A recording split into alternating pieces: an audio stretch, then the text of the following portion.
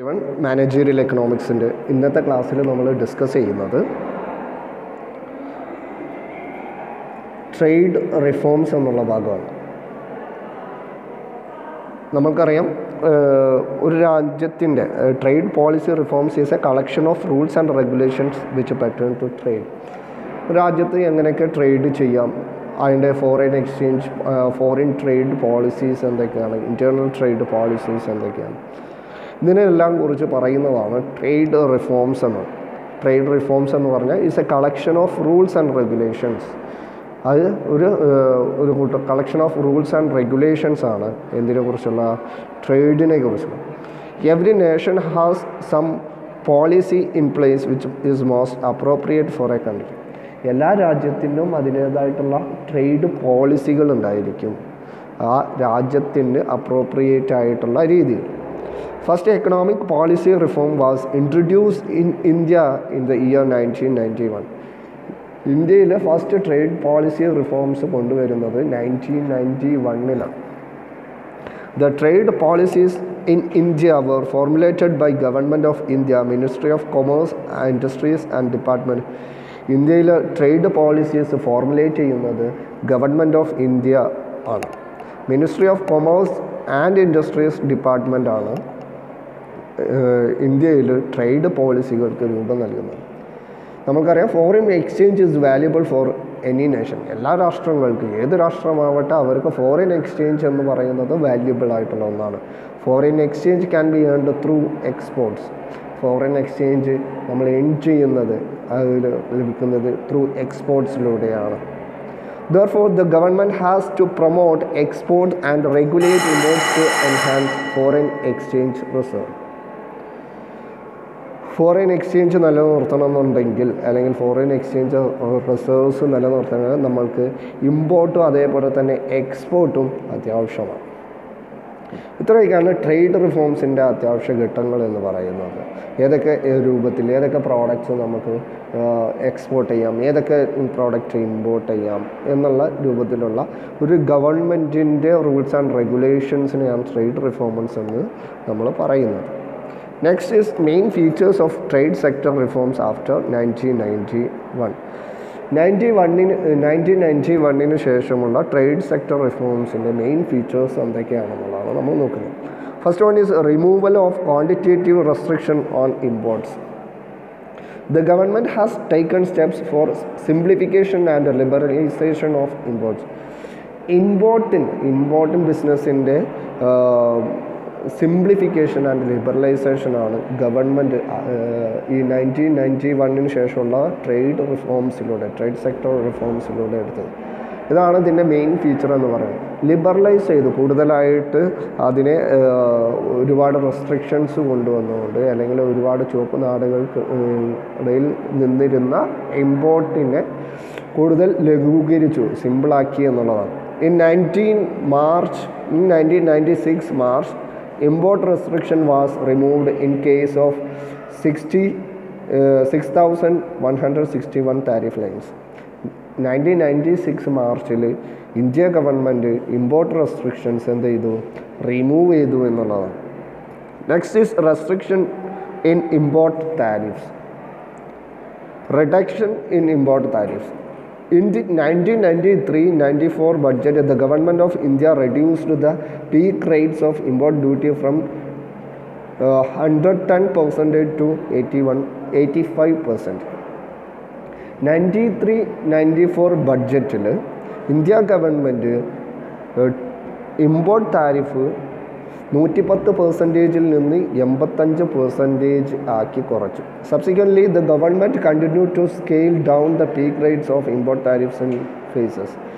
Different ഫേസസിലായിട്ട് India government, അല്ലെങ്കിൽ നമ്മുടെ ഗവൺമെൻറ് ഈ ഇമ്പോർട്ടിൻ്റെ താരിഫ് റേറ്റ് എന്ത് ചെയ്തു, കുറച്ചുകൊണ്ടേയിരുന്നു. At the present the peak rate of import duty on non agricultural goods is only 10%. Non agricultural ഗുഡ്സിൻ്റെ എല്ലാത്തിൻ്റെയും നിലവിലുള്ള ഇമ്പോർട്ട് ഡ്യൂട്ടി എന്ന് പറയുന്നത് 10% മാത്രമായിട്ട് നിലനിർത്തി. Next is convertibility of rupee on current account. നാലാമതായിട്ട് ഡീകാനലൈസേഷൻ. Prior to 1990 to 91, the imports and exports of several products used to be canalized through State Trading Corporation and MMTC. 1990 to 91 പീരീഡിൽ import and export of several product government of India എന്ത് ചെയ്തു? കാനലൈസ്ഡ് ചെയ്തു. കാനലൈസ്ഡ് ചെയ്യുകയെന്ന് പറഞ്ഞു കഴിഞ്ഞാൽ ചില പ്രോഡക്റ്റുകൾ പബ്ലിക് സെക്ടറിൽ നിന്ന് മാറ്റി ആർക്കാണോ ആവശ്യമുള്ളത് അവർക്ക് തന്നെ ഇമ്പോർട്ട് ചെയ്യുക എന്നുള്ള രൂപത്തിലേക്ക് ഇന്ത്യ ഗവൺമെൻറ് മാറ്റി. 20 of the import items and 60 of the export items out of the government of India 1991 import ചെയ്യാൻ പറ്റുന്ന 20 പ്രോഡക്റ്റും എക്സ്പോർട്ട് ചെയ്യാൻ പറ്റുന്ന 16 പ്രോഡക്റ്റും നമ്മൾ കാനലൈസ്ഡ് ചെയ്തു India government. Next is concession and exemptions. In order to liberalize import and promote export, the government extended a number of tax concession and exemption during 1990s. During 1990s, import liberalise ചെയ്യുന്നതോടുകൂടി തന്നെ എക്സ്പോർട്ടിനെ promote ചെയ്യുന്നതിന് വേണ്ടിയിട്ട് India government ഒരുപാട് എക്സെപ്ഷൻസും കൺസെഷൻസും ഈ മേഖലയിൽ കൊണ്ടുവന്നു എന്നുള്ളതാണ്.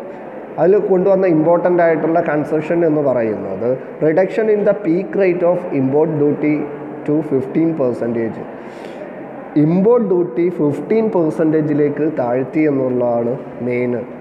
Reduction in the rates of duties in the IT sector upon certain critical imports.